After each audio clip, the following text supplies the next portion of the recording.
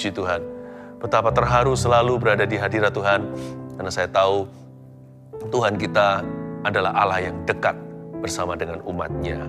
Saya hari ini mau meminta kepada Tuhan Yesus untuk menumbuhkan iman kita semuanya. Ya, saya bantu. Don't worry. Anda nggak berjalan sendiri, saya bantu perlahan-lahan jalan. Iman kita pasti bertumbuh. Salah satu daripada keluarga saat teduh yang kebetulan saya pernah ketemu berkata begini, pokoknya kalau mengikuti saat teduh ini, tiap Rabu Sabtu nggak bolong ceritanya, terus-menerus secara tekun, nggak mungkin imannya nggak bertumbuh. Saya terharu loh dengar begitu. Bukan karena ini acara kami, tapi itulah iman jemaat. Mereka tahu bahwa kalau mereka tekun cari Tuhan, dan Rabu Sabtu selalu mengikuti, nggak mungkin nggak tumbuh, pasti tumbuh. Tapi memang Tuhan tidak menuntut iman kita langsung sempurna. Bapak Abraham juga melalui banyak kegagalan. Semua itu proses. Pelan boleh, asal pasti. Terus bertumbuh saja. Itu proses semuanya. Yang penting ada progres.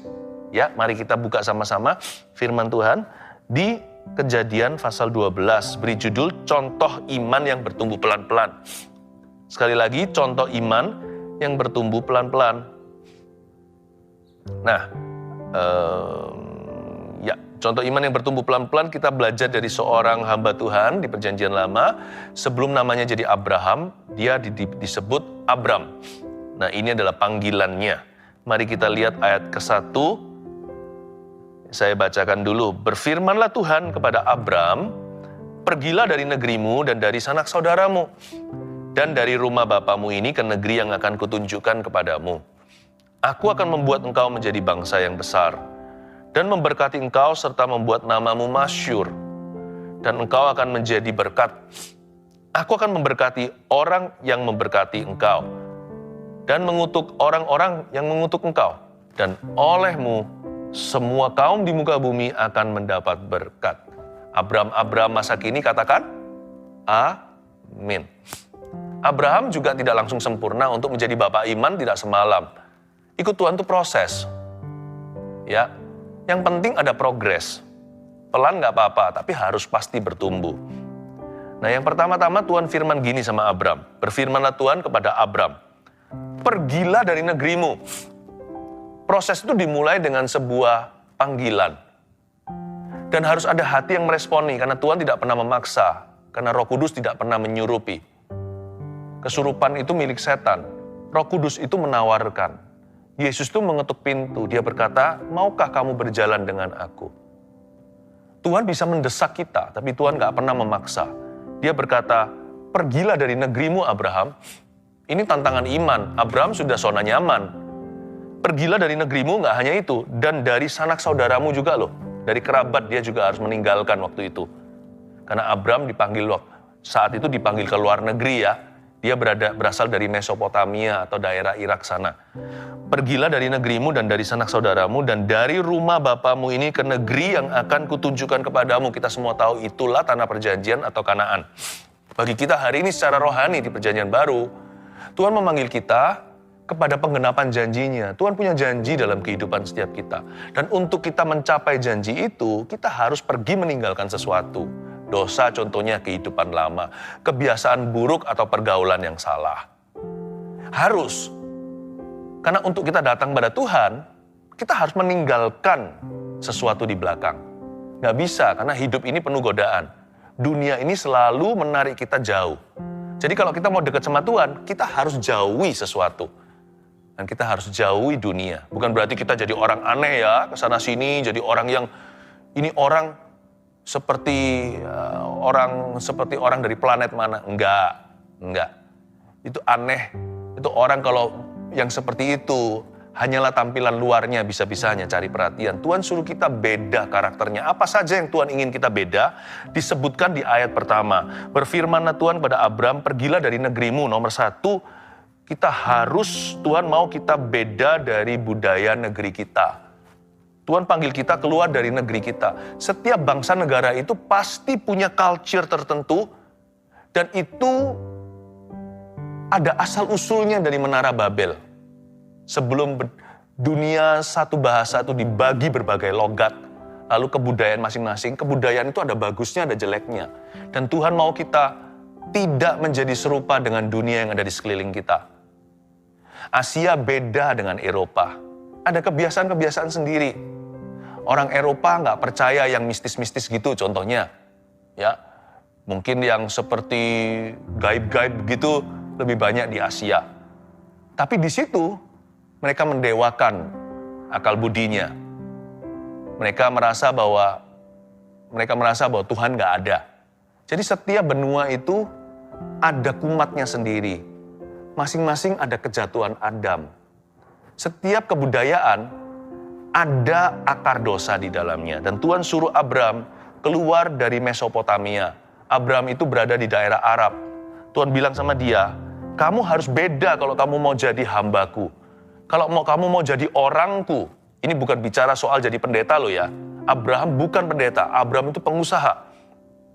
Kalau kamu mau jadi milikku, sebelum ada sunat daging, sebelum ada hukum sunat diberikan, Tuhan berkata sama Abraham, maka namanya pun masih Abram. Kalau kamu mau jadi punyaku, kamu harus beda dari kebudayaan negerimu. Karena Abram berasal dari budaya penyembah berhala.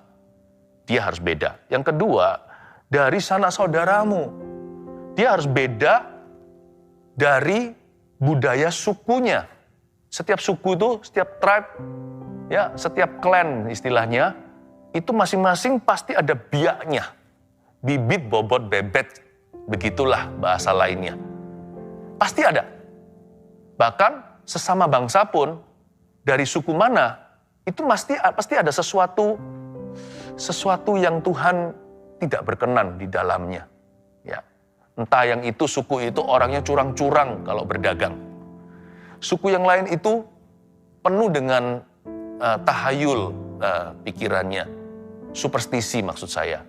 Ada suku tertentu yang arogan, ada yang violent, yang penuh dengan kekerasan, atau yang menghalalkan menikah berkali-kali. Apapun juga, bibit bobot bebet kita, kalau kita mau menjadi milik Tuhan, kita harus beda dari kebudayaan suku kita. Biaknya, saya tidak tahu apakah Anda mengerti, kalau saya sih bahasa yang saya pahami begitu. Biaknya harus beda. Lalu kemudian, bukan hanya itu, lebih intim lagi, dari rumah bapakmu. Wow, bukan hanya dari negeri dan sanak saudara, tapi bahkan dari budaya rumahnya. Ini sudah kebiasaan sehari-hari. Orang bisa sama sukunya. Rumah per rumah itu masing-masing ada kebiasaannya. Di rumah ini kebiasaannya begini kalau makan. Kalau bangun tidur. Yang sini rumah itu sukanya siang-siang bangun. Yang ini morning person semua. Ya. Kadang-kadang bukan mau soal benar atau salah. Tapi ada hal-hal tertentu yang Tuhan mau ajarkan, dan hal-hal tertentu yang Tuhan mau ajarkan dalam hidup kita yang akan mendatangkan berkat luar biasa itu seringkali akan melawan arus kebiasaan kita di rumah. Ya. Dan Tuhan berkata begini sama Abram, imanmu harus bertumbuh, mulai hari ini aku akan menuntunmu, don't worry. Tapi sebelum aku menuntunmu lebih jauh, ini yang hendak kulakukan. Atau inilah yang menjadi kehendakku. Aku ingin engkau ya Abram menjadi beda dari budaya negerimu, budaya sukumu, dan budayamu di rumah. Engkau akan menjadi milik pusaka Allah. Wow, ini luar biasa loh. Inilah sunat hati sesungguhnya. Sebelum mereka ada sunat jasmani, hukum itu diturunkan. Sebenarnya itu hanyalah lambang. Inilah sebenarnya transformasi hati. Tuhan kehendaki. Ini iman Abraham mulai tumbuh pelan-pelan, bukan berarti langsung sempurna, dia langsung jadi father of faith atau bapak iman, yang enggak. Dia mengalami berbagai macam kegagalan, yang paling ternama apa? Hagar. Masih ada lagi loh, Abraham berapa kali kepergok sedang berbohong, berdusta, nggak tanggung-tanggung, yang dia tipu adalah raja. Gara-gara istrinya. Ternyata masih banyak sekali hal yang Tuhan harus proses dalam hidupnya. Tapi sejak hari itu ayat ke-1, Abram menjadi milik Tuhan. Nah, hari ini saya ulurkan panggilan yang sama kepada Anda. Maukah Anda menjadi milik pusakanya? Ayo, coba dicek. Masing-masing kita nanti Roh Kudus akan tuntun sendiri. Apa ya kebiasaanku di rumah yang kurang klop gitu sama Tuhan Yesus atau kurang sreg di hati Allah? Apa ya budaya sukuku? Sehingga nanti aku menjadi terang dan garam, aku menjadi beda sendiri, bukan jadi orang aneh, tapi menjadi kekaguman Allah di tengah-tengah suku Anda. Semua sukunya itu begini, tapi orang ini beda. Siapa dia? Orang akhirnya mengerti, Anda bukan hanya dari suku tertentu, Anda juga adalah warga negara kerajaan sorga, itu yang terutama. Dan Anda menjadi saksi hidup. Apa ya kira-kira ya, bibit bobot bebet saya yang harus diubah sama Tuhan? Kalau masuk hadirat Tuhan jangan tanggung, jangan hanya masuk bawa teori. Karena Allah kita bukan agama, Allah kita itu hubungan, dia itu seorang pribadi. Karena itu kalau masuk hadirat Allah, expect changes, real tangible changes. Mari kita ekspektasi, harapkan perubahan-perubahan yang nyata. Allah sanggup? Sanggup. Tuhan bahkan bisa, Tuhan sanggup mampu mengubahkan bibit bebet bobot seseorang. Ya. Karena Allah kita adalah Allah perjanjian. Dia berjanji akan bekerja dalam kehidupan kita asal hati kita terbuka. Ayat 2, aku akan. Saya suka sebelum dibaca lebih lanjut. Aku akan. Inilah Allah perjanjian. I will. Aku akan membuat engkau menjadi bangsa yang besar dan memberkati engkau, serta membuat namamu masyhur, dan engkau akan menjadi berkat. Tuhan nggak berkata, aku akan memberkatimu. Tuhan bilang sama Abraham, aku akan menjadikanmu berkat. Itu levelnya beda. Itu liganya nggak sama. Ini satunya liga minor, aku memberkati. Ini liga yang utama. Ini lakon cerita.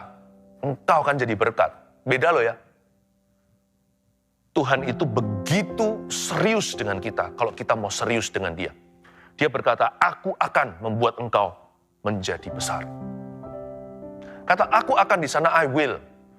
Itu menunjukkan bahwa Allah kita adalah Allah perjanjian. Allah perjanjian itu apa ya? Kalau mengumbar janji banyak orang bisa. Janji sana, janji sini lalu nggak ditepati. Apa bedanya kalau gitu kalau Allah punya ribuan janji, ratusan ribuan di Alkitab? Yang membuat beda adalah Allah bukan berjanji atas dasar sumpah kepada apa. Kita kan suka sumpah sana, sumpah sini. Sumpah demi bintang, demi langit, demi bulan. Padahal kita nggak menciptakan itu. Allah itu yanya adalah ya, tidaknya adalah tidak. Tuhan kita adalah ya dan amin. Tuhan kalau bilang A ya A, Tuhan kalau bilang B ya B. Karena Tuhan tidak pernah berdusta. Yang membuat janji Tuhan itu istimewa adalah karena dia menggantungkan seluruh janji itu pada kepribadiannya. Pada karakternya tidak pernah berubah. Aku akan. Sebelum kata akan, ada kata aku. Percayalah. Percayalah. Kalau seumpamanya kita kerja di sebuah restoran. Lalu ada satu orang konglomerat lagi makan. Lalu dia bayar, lalu dia lupa kasih tipsnya. Dia pergi. Dia berkata, don't worry, aku akan kembali kasih kamu tips. Kemarin aku lupa. Jangan khawatir. Jangan khawatir. Dia nggak akan lupa. Karena terlalu besar sekali gengsi yang dipertaruhkan oleh dia. Masa tips kecil untuk Anda dan saya, dia berani untuk tipu? Nggak mungkin itu. Kenapa? Karena dia di liga yang berbeda. Kita itu nggak ada apa-apanya. Kalau Allah berjanji sama kita, Tuhan itu pasti tepati. Karena kemuliaannya terlalu besar untuk dipertaruhkan demi tidak menepati janji. So don't worry, God is not on your level. Tuhan tidak ada di levelmu, Tuhan ada di levelku. Kalau Allah berjanji, aku itu tidak akan berubah. Aku itu tidak akan berdusta. Dia adalah Allah perjanjian. Perjanjian dengan Allah itu lebih erat daripada pernikahan. Menurut saya. Menurut Alkitab sih. Namanya covenant atau perjanjian antara manusia yang paling intim dekat. Bahkan melebihi orang tua dan anak. Itu apa? Suami dan istri. Karena orang tua anak, kasih ibu sekalian, tetap bagaimanapun juga orang tua dan anak adalah dua. Tetapi ketika suami dan istri dinikahkan, mereka menjadi satu daging di hadapan Allah. Jadi tidak ada yang lebih intim. Makanya itu di Efesus dikatakan gini, Paulus ngomong begini. Yang kumaksudkan adalah rahasia ini, yang kumaksudkan adalah hubungan Kristus dengan jemaat. Mau tahu nggak? Perjanjian apa yang lebih intim lagi dari suami istri? Bahkan suami istri tidak bisa bertahan tanpa seseorang di tengah-tengah mereka. Yang menikahkan mereka, yang mempersatukan mereka sehingga dunia tidak bisa menceraikan. Apa yang dipersatukan Allah tidak boleh diceraikan manusia. Mau tahu apa? Satu perjanjian yang lebih intim daripada suami istri. yaitu perjanjian Tuhan dalam kehidupan kita. Di 1 Korintus dikatakan gini dalam tulisan Paulus, barang siapa mempersatukan dirinya dengan Allah menjadi satu roh dengan dia. Suami istri hanya satu daging. Makanya itu kadang-kadang kalau suami lagi marah sama istri, datangnya ke siapa? Atau istri lagi ngambek sama suami, datangnya ke siapa untuk bereskan? Ke Tuhan Yesus kan? Berarti lebih intim daripada suaminya adalah Tuhannya. Lebih intim daripada istrinya dalam kehidupan sang laki-laki itu adalah Tuhan Yesus. Luar biasa. Tali 3 lembar, siapa bisa buat putus? Yesuslah yang membuat perbedaan dalam pernikahan seseorang. Dan itulah yang dimaksud aku akan Allah perjanjian. Ketika Allah membuat perjanjian dengan Abraham, dia berkata, this is even more intimate than your relationship to Sarah. Ini lebih intimate, lebih dekat, lebih intim, lebih mengikat, lebih pasti, lebih kekal, dan lebih tidak dapat digoyahkan. Karena Allah kalau berjanji dalam kehidupan seseorang, pasti dia tepati. Aku akan. Titik beratnya bukan di akan, itu perbuatan. Gampang bagi Tuhan. Titik beratnya di aku. I am who I am. Aku adalah aku. Aku tidak akan berubah. Aku tidak pernah berdusta. If you want to put your trust in God's word, kalau kita mau menaruh percaya pada janji Tuhan, taruh percaya pada Tuhannya dulu. Sebelum pada janjinya. Dia konglomerat. Raja di atas segala raja. Tuhan di atas segala Tuhan. Konglomerat di atas segala konglomerat. Kita ini hanya tips doang dalam hidup ini. Percayalah saya. Nothing. Berkat terbesar itu justru adalah mengenal dia semata-mata. Bukan apa yang kita bisa peroleh dari hubungan kita dengan dia. Aku akan taruh imanmu.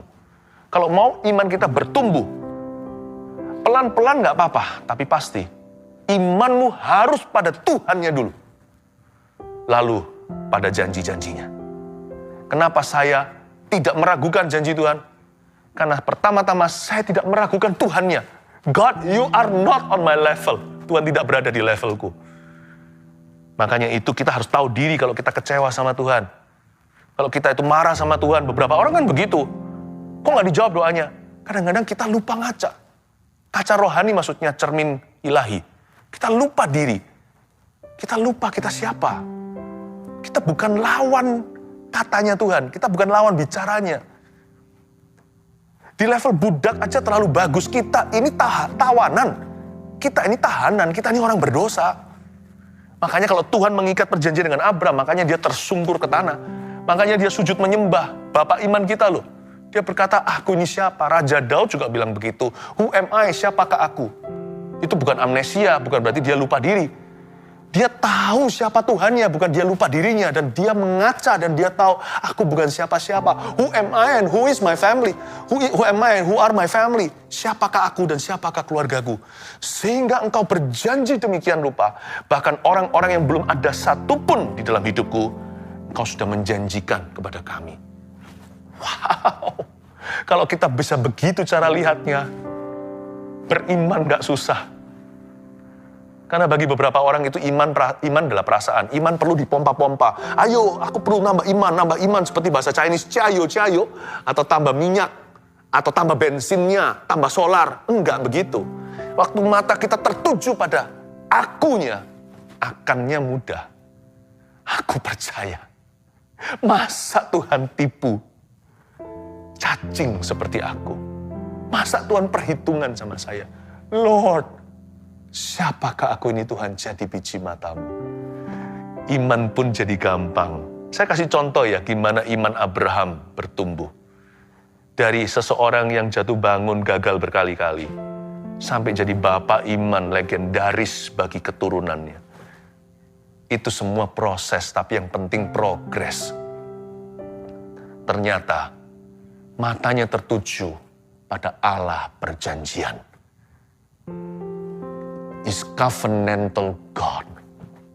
Saya harap Anda bisa melihat ini. Hari ini dalam sharing saya nggak memberikan poin 1, 2, 3 seperti biasanya ya. Nanti berapa kali, mungkin kadang-kadang saya nggak memberikan. Supaya Anda bisa catat sendiri rema yang beda-beda setiap individu akan terima. Ayat 3. Aku akan memberkati orang-orang yang memberkati engkau. Nah ini Abraham mulai menerima covenant perjanjian itu. Tuhan bilang gini, aku akan memberkati orang-orang yang memberkati engkau dan keturunanmu, dan mengutuk orang-orang yang mengutuk engkau. Dan olehmu, semua kaum di muka bumi akan mendapat berkat. Janji Tuhan kepada Abraham itu ternyata bukan hanya mengikat, tapi turun-temurun, dahsyat. Saya kasih sedikit FYI for your information, sedikit pengetahuan tambahan. Di dalam sejarah dunia sebenarnya, keturunan Abraham secara fisik, yaitu orang-orang Yahudi, itu banyak sekali menjadi picuan jatuh bangunnya sebuah kerajaan di sepanjang sejarah dunia ini. Contohnya, Yunani pernah menajiskan mezbah orang Yahudi, lalu dia langsung tak lama kemudian jatuh di tangan Kaisar Romawi.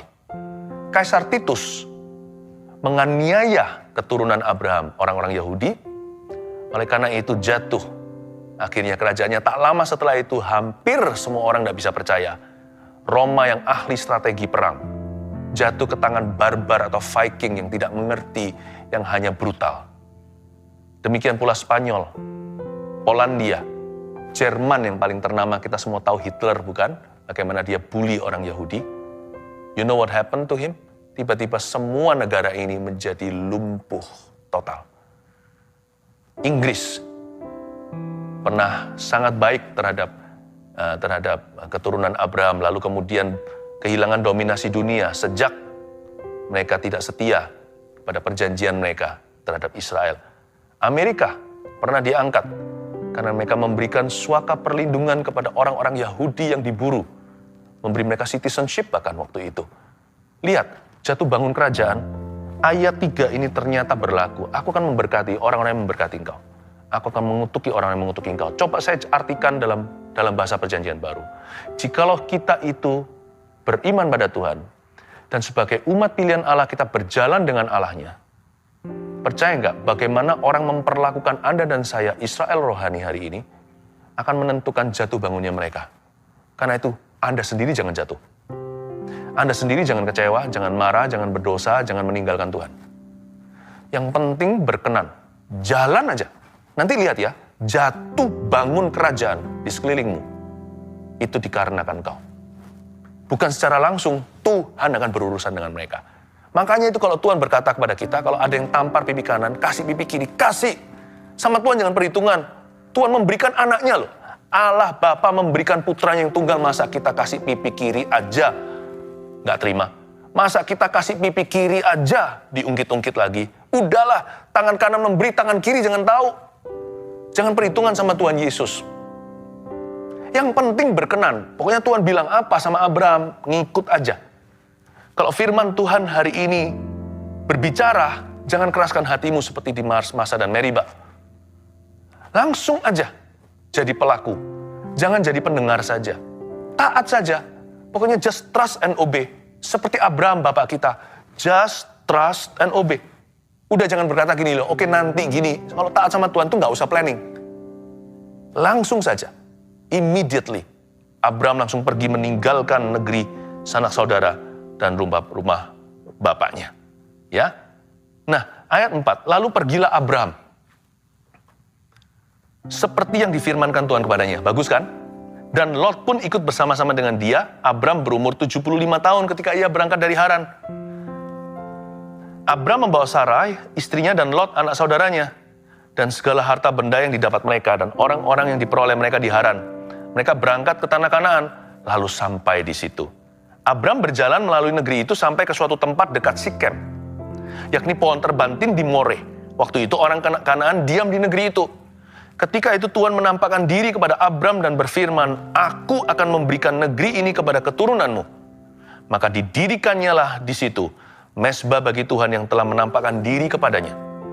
Kemudian ia pindah dari situ ke pegunungan sebelah timur Betel. Ia memasang kemahnya dengan Betel di sebelah barat dan Ai di sebelah timur.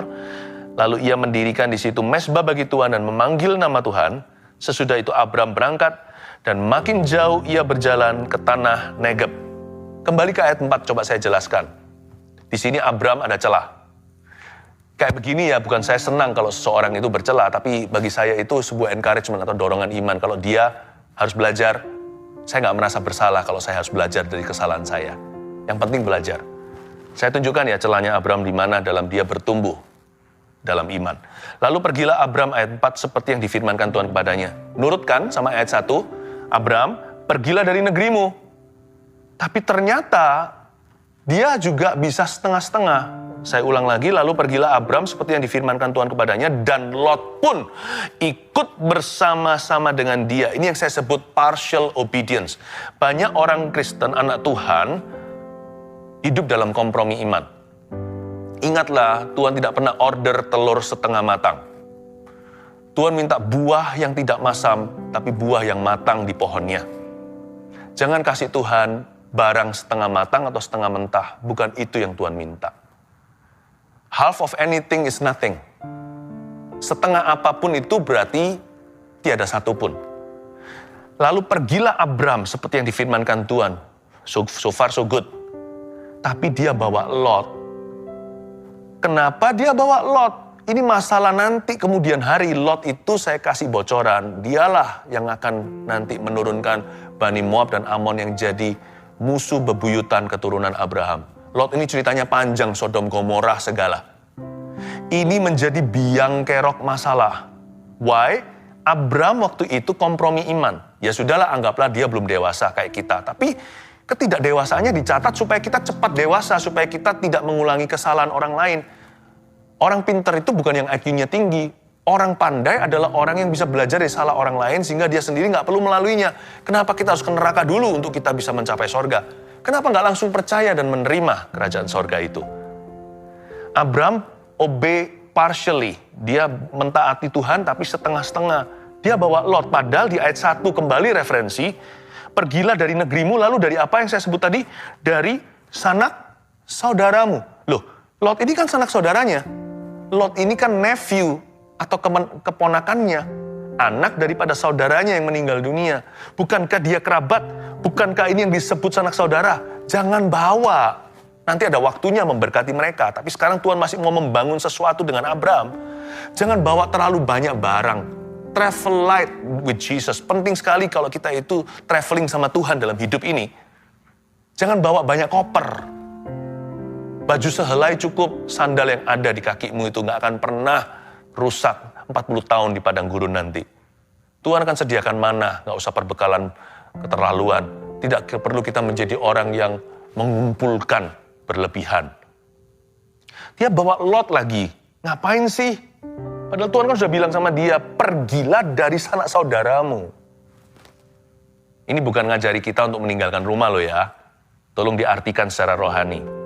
Kalau Tuhan bilang cabut, kasih C huruf besar di garis bawahi. Supaya nggak lupa dikasih italic fontnya. Dikasih bold sekalian. Ditebelin. Kalau cabut, jangan cabutnya itu cabut tapi. Nggak ada tapi. Aduh ya ampun.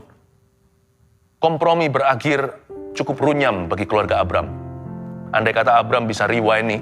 Kalau dia sudah baca Alkitab tentang orang lain, nggak seperti kita. Seperti kita sudah diperingatkan. Kalau Abram kan nggak punya. Kalau dia tahu cerita seperti ini, dia punya patron, pasti dia nggak bawa Lot. Kalau Anda tahu kompromi akan merugikan Anda nanti tahun-tahun ke depan, lebih baik Anda jangan kompromi sekarang. Lihat ayat 6 ya. Oh, ayat 4 sekali lagi. Lalu pergilah Abram, seperti yang difirmankan Tuhan kepadanya, dan Lot pun ikut bersama dengan dia. Abram berumur berapa? 75 tahun ketika ia berangkat dari Haran. Ini kabar baiknya. Tadi saya kasih tahu awas-awasnya, sekarang kabar baiknya gini. Abram waktu nurut sama Tuhan berangkat dari Haran, dia umur 75. Haleluya. Tuhan mau beri pesan apa pada kita hari ini? Bahwa it's never too late to obey God today. Never too old. Kita tidak pernah terlalu tua, bangka, terlalu telat atau terlambat untuk taat pada Tuhan. Abram loh, terima panggilan tuh umur 75, kakek-kakek sudah. Dia dapat anak pertama. Bukan anak pertama Ismail, dia waktu umur 80 sekian. Dia dapat anak perjanjian, yaitu Ishak waktu umur 100. Ya, 25 tahun kemudian. Jadi dia menerima panggilan itu umur 75. Kalau di sini ada keluarga Saat Teduh yang sudah umur 75 ke atas, nanti beritahu di komentar ya, saya umur segini. Ya, God bless you, Tuhan memberkati. Saya senang ada Anda di dalam keluarga Saat Teduh. Ada orang-orang yang usianya udah di atas 75, tidak pernah tua di mata Allah. Sekarang waktunya taat, belum terlambat. Ayat 6, Abram berjalan melalui negeri itu sampai ke suatu tempat dekat Sikem, yakni pohon terbantin di More. Waktu itu orang Kanaan diam di negeri itu. Orang Kanaan masih diam di sana, cukup lama sih. Dari waktu Abram sekarang ini, sampai orang Kanaan sungguh-sungguh akhirnya melepaskan tanahnya. Sehingga keturunan Abram yang memiliki itu 400 tahun kemudian. Ya, selalu ada waktu untuk penggenapan janji, makanya harus tekun. Tekun dalam iman dulu. Nah, Abram waktu itu diberitahu sama Tuhan, kamu akan punya Kanaan, keturunanmu kuberikan tanah perjanjian. Nah, pertanyaannya kalau kita jadi Abram, nah saya mulai dari mana? Kan ini ceritanya saya pindah dari Mesopotamia, jalannya jauh nih. Jalan berbulan-bulan, lalu sampai di situ. Nah, pertanyaannya, kalau saya masuk ke tanah Kanaan, saya harus berkemah di mana? Tuhan bilang dari ujung sini sampai ujung sana, dari sungai ini sampai lautan itu, semua milik keturunanmu. Tapi kan, sekalipun seluruh area ini akan menjadi milik kami, pertanyaan pertama yang paling sederhana adalah, di mana dulu saya menempatkan kaki? Kan harus pasang tenda kan? Saya tunjukkan, Abram memilih Sikem. Ini ada arti signifikan bagus buat kita. Sikem itu artinya shoulders, artinya pundak. Sikem adalah sebuah kota di Kanaan yang persis berada di tengah dan persis juga berada di tengah antara dua pegunungan. Abram pilih langsung ke tengah-tengah tanah perjanjian. When you don't know where to begin, it's good to begin at the center of God's will. Kalau kita nggak tahu, kita harus mulai dari apa? Ada banyak hal kan masih ambigu. Banyak hal kan masih harus direnungkan, pikirkan, apalagi nggak tertulis di Alkitab. Secara langsung kita kan harus cari tahu kehendak Tuhan. Hal-hal yang misterius masihan, nggak apa-apa kasih waktu. Tapi hal-hal yang sudah nyata, mulai dulu dengan poros kehendak Allah. Mengampuni, mengasihi, melayani, berdoa, jauhi dosa, jauhi nafsu, lari dari nafsu. Hal-hal itu kan simple to know. Semua orang tahu, anak sekolah minggu pun mengerti akan hal itu. Selalu mulai di tengah-tengah kehendak Allah. It's never wrong, tidak pernah salah untuk memulai dari poros kehendaknya. Kalau ditanya apakah saya tahu semua kehendak Allah dalam hidup saya jujur berkata tidak. Saya tidak tahu semua. Tapi kalau sekarang langsung saya ditodong, Pastor Philip, tahu nggak apa yang menjadi poros kehendak Allah dalam hidup saya? Saya langsung bisa jawab hari ini. Salah satunya melayani Anda. Langsung saya nggak perlu tanya Tuhan lagi, saya tahu. Saya tahu langsung, hidup kekudusan. Bukan hidup dalam hawa nafsu. Udah langsung di luar kepala saya tahu. Setia kepada pasangan. Mengasihi bukan membenci, langsung saya tahu. Always begin with what you know. Selalu mulai dengan apa yang Anda sudah tahu. Selalu mulai dengan apa yang sudah Anda kenali sebagai poros kehendak Allah dalam hidupmu. Langsung dari firman. Itulah arti Sikhem. Abram nggak mulai di pinggiran, di daerah-daerah abu-abu. Di sini nggak ya, pasang kompas, lihat, timur barat. Enggak, dia langsung mulai, oke Tuhan aku akan mulai right in the middle, langsung di tengah-tengah. Saya kasih informasi tambahan, Sikhem ini ada 4Y yang luar biasa. Nanti ya, tempat di mana Abram mulai, di situ nanti Yakub cucunya menggali sumur. Lalu Yusuf, cicitnya, kemudian Hari, ketika keluar dari Mesir setelah jadi petinggi, nanti orang bangsa Israel dipimpin Musa keluar, tulangnya Yusuf sudah dinubuatkan oleh Yusuf sendiri, nanti kalau suatu hari bawa tulangku keluar ya, itu di mana, dikubur di mana? Di Sikhem. Lalu Yosua, Anda tahu kan, yang masuk ke tanah Kanaan itu, jenderal perang, disitulah dia memperbarui janji dengan kalimat yang sangat terkenal, as for me and my house we will serve the Lord. Aku dan seisi rumah tanggaku, kami akan melayani Tuhan. Lalu, terutama Yesus. Di situ, di Sikhem lah, di daerah Samaria itu ketemu dengan seorang wanita Samaria di dekat sumur Yakub. Tempat di mana Anda mulai taat, tempat itu profetik Anda akan wariskan kepada keturunan-keturunanmu. Sebab Allah yang kita sembah, Allah perjanjian. Iman itu bisa tumbuh pelan-pelan, tapi sekali jadi, oh my, iman itu bisa diwariskan.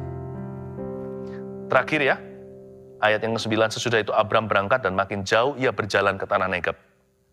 Sampai sana nanti lain kali saya lanjutkan di ayat 10 berikutnya nanti kemudian. Dan makin jauh ia berjalan ke tanah Negeb, kalau Anda dan saya mau bertumbuh dalam iman, jalan lebih jauh sama Tuhan. Seperti Abram, masuk lebih dalam. walk further, makin jauh ia berjalan ke tanah Negeb, makin bertumbuhlah imannya. Jalan sama Tuhan, jangan setengah-setengah. Jalan serta Yesus. Jalan dengan Yesus, jalan sertanya setiap hari. Jalan dalam suka, jalan dalam duka, jalan sertanya setiap saat. Haleluya.